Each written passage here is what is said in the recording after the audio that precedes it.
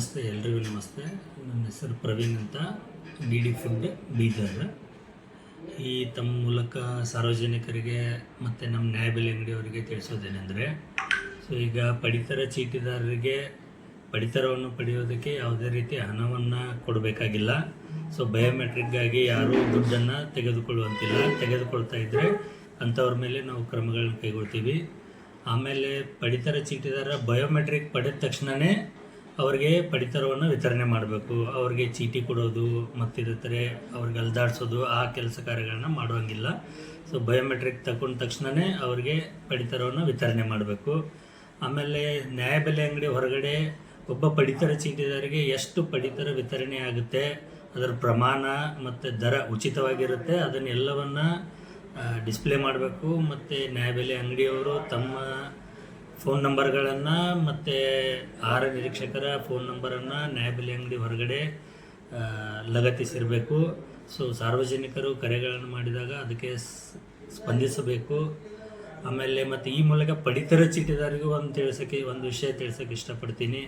ಪಡಿತರವನ್ನು ಸರ್ಕಾರ ಏನು ತಮಗೆ ವಿತರಣೆ ಮಾಡ್ತಾ ಇದೆ, ಆ ಪಡಿತರವನ್ನು ಯಾವುದೇ ಕಾರಣಕ್ಕೂ ಮಾರುಕಟ್ಟೆ ಅಥವಾ ಎಲ್ಲಿ ಹೊರಗಡೆ ಕಾಳಸಂತೆಯಲ್ಲಿ ಮಾರಾಟ ಮಾಡುವಂತಿಲ್ಲ. ಒಂದು ವೇಳೆ ಆ ರೀತಿ ಮಾರಾಟ ಮಾಡುವುದಕ್ಕೆ ಅಂದರೆ ಅಂಥ ಪಡಿತರ ಚೀಟಿದಾರರ ಪಡಿತರ ಚೀಟಿಯನ್ನು ಅಮಾನತುಪಡಿಸಬೇಕಾಗುತ್ತದೆ. ಅದಕ್ಕಾಗಿ ಪಡಿತರ ಚೀಟಿದಾರರು ತಮ್ಮ ಬಯೋವನ್ನು ನೀಡಿದ ತಕ್ಷಣ ಪಡಿತರವನ್ನು ಪಡೆದುಕೊಳ್ಳಲು ಈ ಮೂಲಕ ತಿಳಿಸುತ್ತೇವೆ. ಸರ್, ಪಡಿತರ ಜನರಿಗೆ ಕೊಡಬೇಕಾದ್ರೆ ಅದು ಸಮಯ ಎಲ್ಲಿಂದ ಎಷ್ಟು ನಿಗದಿಪಡಿಸಿದೆ ಸರ್?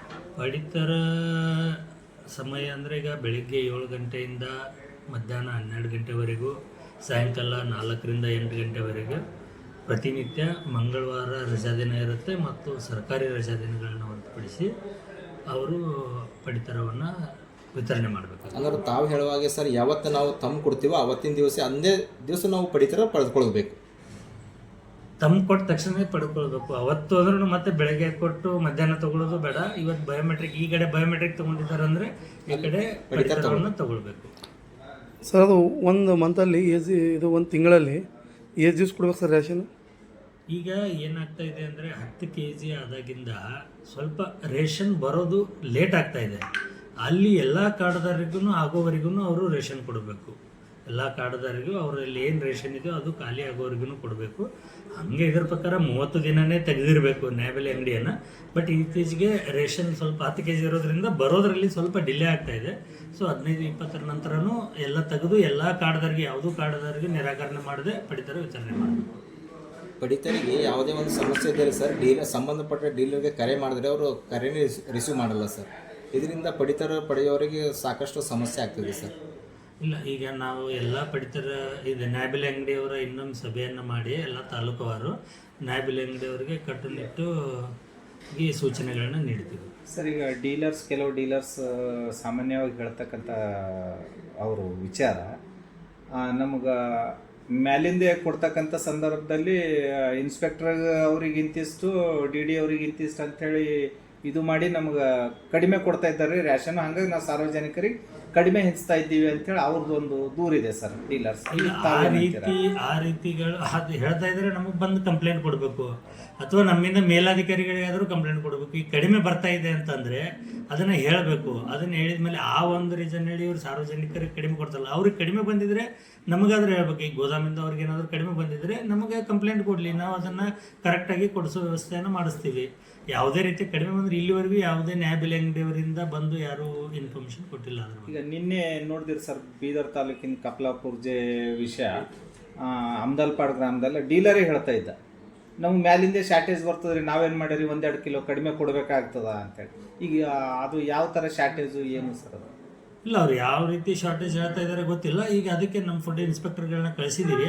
ಅಲ್ಲಿ ಡಿಟೇಲ್ಡ್ ಎಷ್ಟು ಅವ್ರಿಗೆ ಬಿಲ್ಲಿಂಗ್ ಆಗಿದೆ, ಎಷ್ಟು ಬಂದಿದೆ, ಆಮೇಲೆ ಸಾರ್ವಜನಿಕರು ಎಷ್ಟೆಷ್ಟು ಕೊಟ್ಟಿದ್ದಾರೆ ಎಲ್ಲರದ್ದು ಸ್ಟೇಟ್ಮೆಂಟ್ ತೊಗೊಂಡು ವಿತರಣೆ ಮಾಡೋದಕ್ಕೆ, ಇನ್ಸ್ಪೆಕ್ಷನ್ ಮಾಡಿ ರಿಪೋರ್ಟ್ ಕೊಡೋದಕ್ಕೆ ಹೇಳಿದ್ದೀವಿ. ಇಲ್ಲ ಸರ್, ಈಗ ಅಮ್ದಲ್ಪಾಡ ಗ್ರಾಮದವ್ರು ಏನು ಹೇಳ್ತಾರೆ ಸರ್, ಅದು ಅವ್ರ ಊರಲ್ಲಿ ಒಂದು ಸೊಸೈಟಿ ಇದೆ, ಡೀಲರ್ಶಿಪ್ ಚೇಂಜ್ ಮಾಡಿ ನಮ್ಗೆ ಇದು ಮಾಡಬೇಕು. ಸುಮಾರು ಒಂದು 20-30 ವರ್ಷ ಹಿಡಿದು ಕೊಡ್ತಾಯಿದ್ದಾರೆ. ಬಟ್ ಪ್ರತಿ ತಲೆಗೆ ಒಂದು 2 kg ಕಮ್ಮಿ ಕೊಡ್ತಾಯಿದ್ದಾರೆ. ಮತ್ತು ತೊಗೊಳತ್ತಿನ ಕೂಡ 10 ರೂಪೀಸ್ ತೊಗೊಳತ್ತಾರೆ. ಆಮೇಲೆ ರೇಷನ್ ಕೊಡುವಾಗೂ 10 ರೂಪೀಸ್ ಕೊಡ್ಬೇಕು ಅವ್ರಿಗೆ ಅಂತ. ಇಲ್ಲ, ಅದಕ್ಕೆ ಈಗ ನಾನು ಅಲ್ಲಿ ದೂರುಗಳಿದ್ದಾವೆ, ದೂರುಗಳ ಬಗ್ಗೆನೇ ಒಂದು ತನಿಖೆ ಮಾಡಿ ಒಂದು ಇನ್ಸ್ಪೆಕ್ಷನ್ ಮಾಡಿ ರಿಪೋರ್ಟ್ ಕೊಡೋದಕ್ಕೆ ಇವತ್ತು ನಮ್ಮ 6 ನಿರೀಕ್ಷಕರು, 6 ನಿರೀಕ್ಷಕರು ಅಮ್ದಲ್ಪಾಡು ಮತ್ತು ಅಮ್ದಲ್ಪಾಡು ಊರಿಗೆ ಹೋಗಿದ್ದಾರೆ ಈಗ ಅಲ್ಲೇ. ಸರ್ ಈಗ ಇನ್ನೊಂದು ವಿಷಯ, ಹೊಸ ಪಡಿತರ ಚೀಟಿ ಚಾಲು ಇದೆನಾ ಅಥವಾ ಬಂದಿದೆ? ಇಲ್ಲ, ಹೊಸ ಪಡಿತರ ಚೀಟಿ ಸ್ಟಾಪ್ ಇದೆ. ಸ್ಟಾಪ್ ಇದೆ. ಈಗ ಕೆಲವೊಂದು ಅಪ್ರೂವಲ್ ಆಗ್ತಾ ಇದೆಯಲ್ಲ ಸರ್ ತಮ್ಮ ಲಾಗಿನ್ನಿಂದ, ಅದು ಯಾವ ಥರ? ನನ್ನ ಲಾಗಿನಿಂದ ಯಾವುದು ಅಪ್ರೂವಲ್ ಆಗಿಲ್ಲ. ಯಾವುದಾದ್ರೂ ಅಪ್ರೂವಲ್ ಆಗಿದ್ರೆ ಕೊಡಿ, ನಾವೇ ಎನ್ಕ್ವೈರಿ ಮಾಡಿ ಒಂದು ಕಂಪ್ಲೇಂಟ್ ಕೊಡ್ತೀವಿ. ಯಾವ ರೀತಿ ಆಗ್ತಾ ಇದೆ ಅಂದ್ರೆ ಸರ್, ಯಾವುದೋ ಒಂದು ಗ್ರಾಮದಲ್ಲಿ ಒಂದೇ ವ್ಯಕ್ತಿ ಆ ಕಾರ್ಡಲ್ಲಿದ್ದು ಡೆತ್ ಆಗಿದ್ದು ಅಥವಾ ಅವರು ಒಟ್ಟಾರೆ ಬೆಡ್ ರೆಸ್ಟ್ ಇದ್ದಲ್ಲಿ ನಿಮ್ಮ ಅಂಗಡಿಯವ್ರಿಗೆ ಗೊತ್ತಾಗಿ ಡೀಲರ್ಸು ಅಥವಾ ಯಾರು ಅಲ್ಲಿರ್ತಕ್ಕಂಥ ಲೀಡರ್ಸ್ ಏನು ಮಾಡ್ತಾ ಇದ್ದಾರೆ, ಆ್ಯಡ್ ಮಾಡಿ ಇವ್ರದ್ದು ಡಿಲೀಟ್ ಮಾಡ್ತಕ್ಕಂಥ ಕೆಲಸ ನಡೀತಾ ಇದೆ ಸರ್ ಜಿಲ್ಲೆಯಲ್ಲಿ. ಹೆಚ್ಚಾಗಿ 8-10 ಸಾವಿರ ರೂಪಾಯಿ ತನಕ ತಗೊಂಡು ಈ ಒಂದು ದಂಧೆ ನಡೀತಾ ಇದೆ ಸರ್ ಜಿಲ್ಲೆಯಲ್ಲಿ. ಇಲ್ಲ, ಈಗ ನೀವು ಹೇಳ್ತಾ ಇದ್ದೀರಲ್ಲ, ಅವು ಯಾವುದಾದ್ರೂ ಆ ರೀತಿ ಇದ್ದಿದ್ದಿದ್ರೆ ಪಡಿತರ ಚೀಟಿ ಮತ್ತು ಯಾರು ಮಾಡ್ಕೊಂಡಿದ್ದಾರೆ ಕೊಡಿ, ನಾವು ಅದನ್ನು ಚೆಕ್ ಮಾಡಿ ಯಾವ ರೀತಿ ಇವರು ಮಾಡಿದ್ದಾರೆ ಅಂತೇಳಿ ಪರಿಶೀಲಿಸಿ ಅದ್ರ ಮೇಲೆ ಕ್ರಮ ಕೈಗೊಳ್ತೀವಿ. ಒಂದು ಎಕ್ಸಾಂಪಲ್ ಹೇಳ್ತೀನಿ ಸರ್, ಚಿಟ್ಟ ರೇಷನ್ ಕಾರ್ಡ್ ಇದೆ ಸರ್, ಅದು ಅದೇ ನಾನು ಏನ್ ಹೇಳ್ತಾ ಇದ್ದೀನಿ, ಯಾವ ರೇಷನ್ ಕಾರ್ಡ್ ಅಂತ ರೇಷನ್ ಕಾರ್ಡ್ ಸಮೇತ ಕೊಡಿ ನನಗೆ. ಕೊಟ್ಟ ಮೇಲೆ ನಾವು ಇದನ್ನ ಚೆಕ್ ಮಾಡ್ತೀವಿ ಯಾವ ರೀತಿ ಆ್ಯಡ್ ಆಗಿದೆ. ಒಂದು ಕಾರ್ಡಲ್ಲಿ ಇನ್ನೊಬ್ರ ಹೆಸರು ಆ್ಯಡ್ ಮಾಡಿ ಅವ್ರದ್ದು ಡಿಲೀಟ್ ಮಾಡಿ ಮಾಡ್ತಾ ಇದಾರೆ ಅಂತ ಹೇಳ್ತಾ ಇದ್ದೀರಲ್ಲ. ಎಕ್ಸಾಂಪಲ್ ನಾನು ಹೇಳ್ತೀನಿ ಸರ್. ಈಗ ಫಾರ್ ಎಕ್ಸಾಂಪಲ್ ಚಿಟ್ಟದಿದೆ ಸರ್ ಕಾರ್ಡ್, ಅದು ಆ್ಯಕ್ಚುಲಿ ಅದು ಇದೆ ಒಬ್ಬರು ಹಿಂದೂದವ್ರ ಹೆಸರು, ಆ ಕಾರ್ಡಲ್ಲಿ ಒಬ್ಬರೇ ಇದ್ದಿದ್ರು. ಬಟ್ ಆಮೇಲೆ ಏನಾಯ್ತು, ಬೇರೆ ಒಬ್ಬ ಊರ್ದವ್ರದ್ದು ಯಾರೋ ತಗೊಂಡ್ಬಿಟ್ಟು ನಿಮಗೆ ಕಾರ್ಡ್ ಹೊಸದು ಮಾಡಿಸ್ಕೊಡ್ತೀನಿ ಅಂಥೇಳಿ ಅವ್ರ ಹೆಸರು ಮೇನ್